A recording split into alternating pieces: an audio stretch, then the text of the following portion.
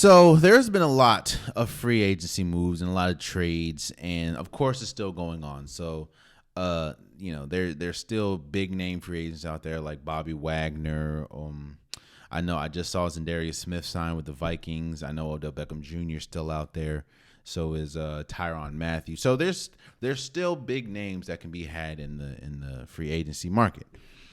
But what I wanted to do is for right now, again, I know moves are still happening, but for right now, I want to do my top 10 teams in the league after or during this free agency point. Like from this point, who are the top 10 teams? Now, of course, we're still very early in the offseason. There's still a lot of free agency moves to be had, a lot of trades that can be had. So all this can change. Like nobody in their mama saw, well, nobody except for them saw Devontae Adams getting traded. You know what I'm saying? So all this can change. But as of right now, as of today, Wednesday, March 23rd, this is my top 10 teams in the NFL after the free agency. And number 10, I have Green Bay. The only reason why I have Green Bay at number 10 is because of Aaron Rodgers. You still have you still have the quarterback that won the MVP last year, 2 consecutive times, actually. You still have Aaron Jones. You still have Preston Smith. You still have some pieces. But you have Aaron Rodgers. I do think that losing Devontae Adams was huge. Of course, I mean, he's arguably the best wide receiver in the game, which is actually why I have them at 10. Losing him is huge. Now, I do understand that they have a couple draft picks, and this is a quarter or wide receiver rich draft. But again, I'm under the impression, see if you can get something for a DK Metcalf, man. They just gave up Russell Wilson, so see if you can get something for him. See if you can get something for I don't know, maybe an Adam Thielen or something. I just don't see a wide receiver in this draft, and there's great wide receivers. But I just don't see a wide receiver in this draft that's going to give you even close to the same amount of production that Devontae Adams gives you. Maybe you sign a Odell Beckham Jr. Who knows? I just, I would just be very wary about that draft. I know you're going to get a tight end because you Robert Tonyan and the injury and everything, but I don't know. But I have Green Bay at number 10. At number 9, I have Vegas. I have Vegas because all we've said for a while, if Derek Carr had a number 1 receiver, it'd be so much better for him. It'd be so much better for the Vegas Raiders. Well, now he has that. He has Devontae Adams. He has a really good complementary piece with Devontae Adams and Darren Waller. He has another complementary piece in Hunter Renfrow. He has Josh Jacobs. This offense is loaded. The defense is still a little to be desired. Yes, you have Max Crosby, who's great. But it still leaves a less to be desired. So I think they're still going to make some moves if they can, especially after that huge Devontae Adams contract. But I mean, a year ago they went to the playoffs. They did ultimately lose to the Cincinnati Bengals, but they were pretty much a play away. And I'm very interested to see because I'm high on Derek Carr. I think a lot of people kind of look at Derek Carr the same way they look at Matt Ryan.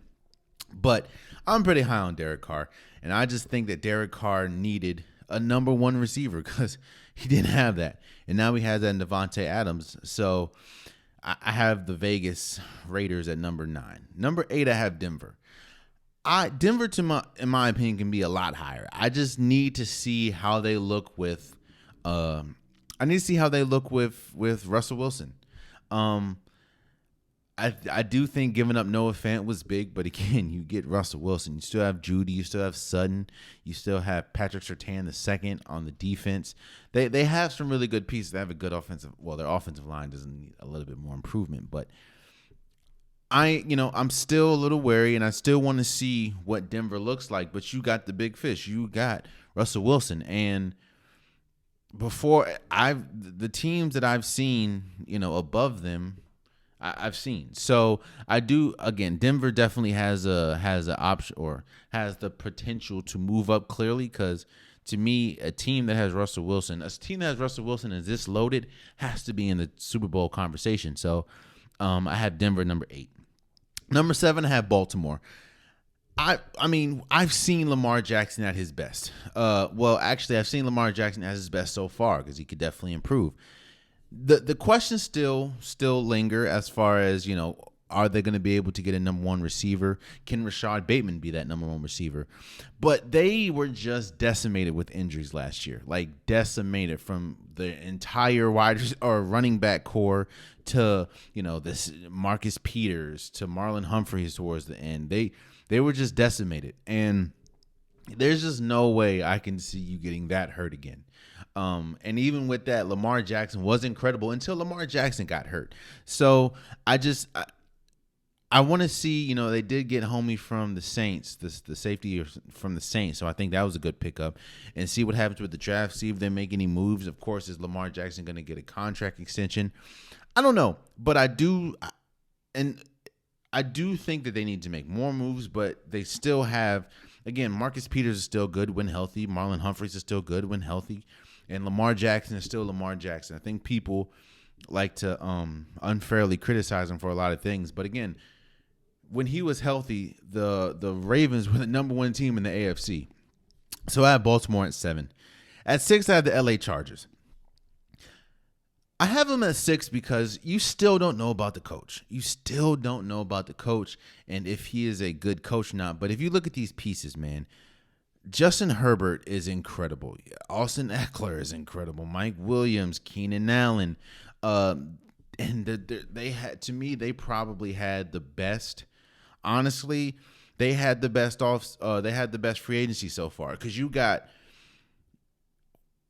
while they didn't get the biggest fishes, of course, in free agency, they got the pieces that they needed the most, in my opinion.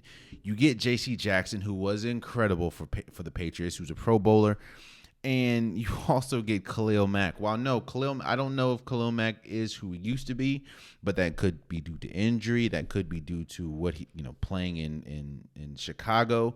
That's tough to do.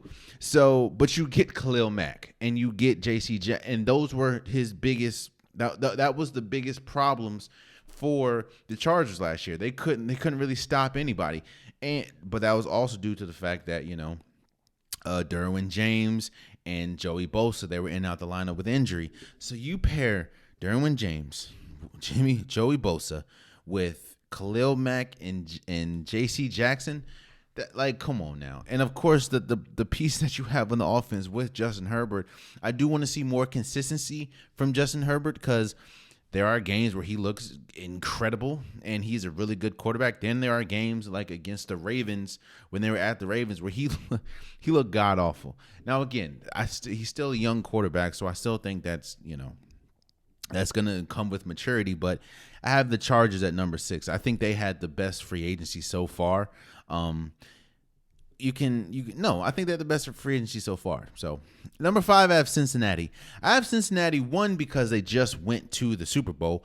2, they're addressing needs that I told you, Marcus Spears told you, every single person on NFL TV, on ESPN, on CBS Sports, on Fox Sports, everyone has told you the Cincinnati Bengals have to focus on the offensive line. That's it. You get Lionel from the Cowboys. They've been addressing their offensive line. I think you get homeboy from the Patriots. They're doing what they need to do, and I do think that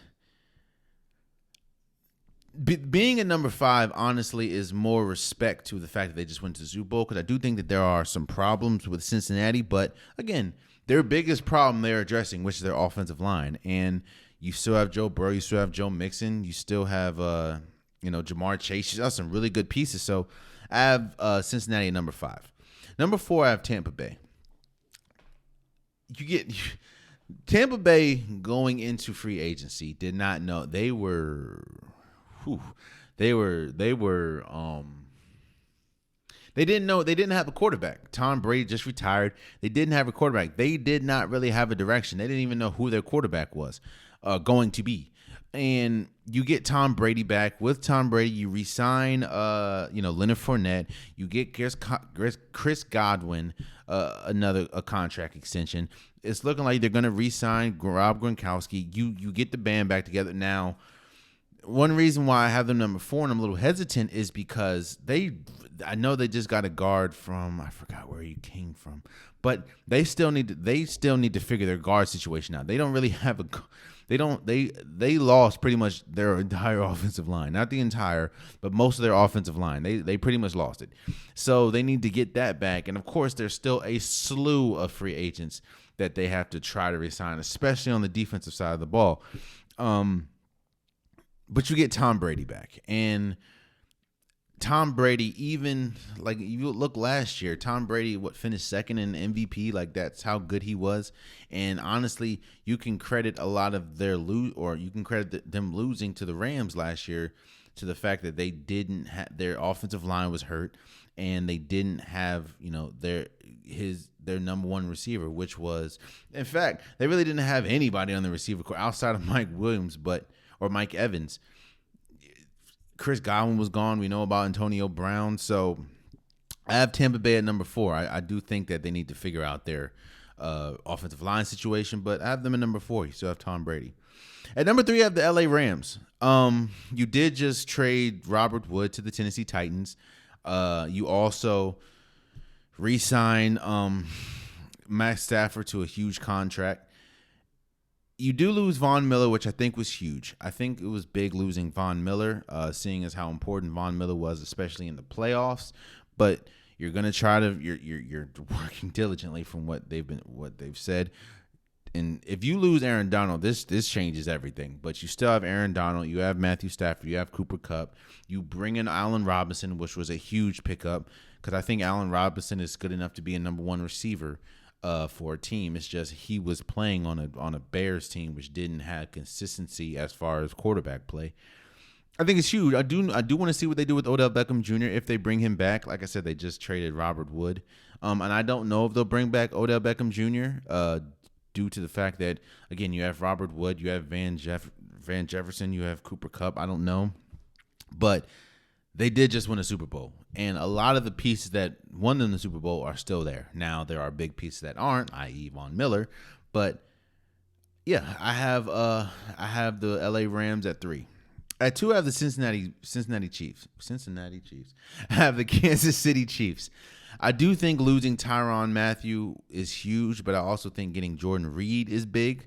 And you didn't really lose many pieces. They might lose Robinson, the wide receiver, but when you have Travis Kelce, when you have Patrick Mahomes, when you have Tyreek Hill, and you get Juju Smith-Schuster, I think that you're still a good team. You get Chris Jones back, Shaq Barrett. I'm not Shaq Barrett. Frank Clark. You're good. I think that. And they re-signed Orlando Brown, which is huge for that offensive line. So I have Kansas City Chiefs. I mean, Kansas City Chiefs didn't make it to the Super Bowl because they just fell apart in overtime. So overtime in the AFC Championship. So I think that I have Kansas City Chiefs at 2. And number 1, I have Buffalo. I have the Buffalo Bills. Now I could be very high on the Buffalo Bills, but the biggest issue that Buffalo had was they could not stop teams at the big moments. Hell, again, we talk about overtime with Cincinnati and Kansas City Chiefs. You can go back to the game before Kansas City Chiefs and Buffalo and the overtime. They couldn't get the stop. They couldn't get to Patrick Mahomes. Well, you bring on Von Miller, who, while I think the LA Chargers had the best free agency period so far, I think the biggest, probably the best signing free agency wise was Von Miller to Buffalo because he addresses their direct need. And yeah, man, it's Gabriel Davis and Stephon Diggs and Dawson Nix. This is a great team, man. And to me, the AFC is while the Buffalo Bills didn't make a lot of free agency moves, they made, in my opinion, one of the biggest, and that was signing Von Miller to the 6-year deal.